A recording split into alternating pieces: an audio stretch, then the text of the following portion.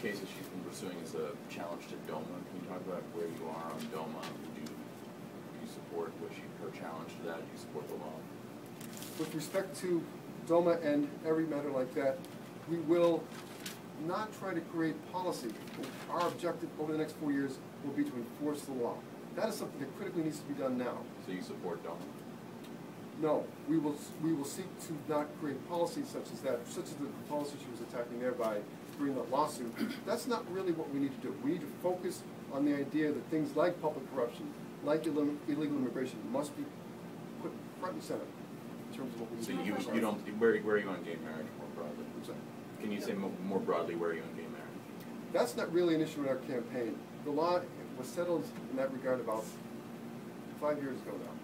And that's really not something we're going to do much with in this campaign. But it could fall to you to decide whether to pursue that case or not.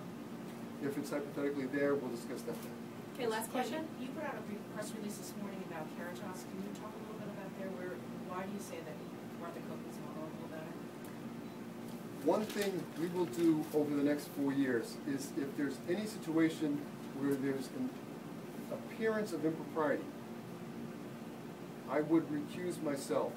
And I urge Martha Copeland to do that now. Where there is at least an appearance of impropriety, we have to work to restore trust in our government. And that's one way we should do it. Over the last 10 years or so, you've only voted less than just about 50% of the time in state and federal elections. How do you explain that to voters in general who want to vote for you? Do you have any more questions left? Or I don't have those numbers here. I hope to get back to you on that. You voted 6 times out of the last 10 state and federal elections. Do you consider that to be a good voting record?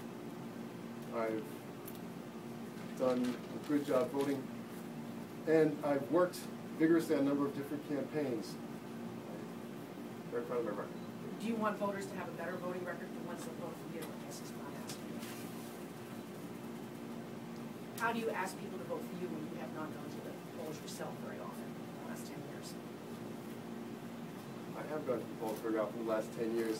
Our message has resonated that we've had for the last 2 months, and we look forward to that message resonating through the rest of this campaign. Would you ask the public for their vote? Thank you very much for your time today. Thank you very much.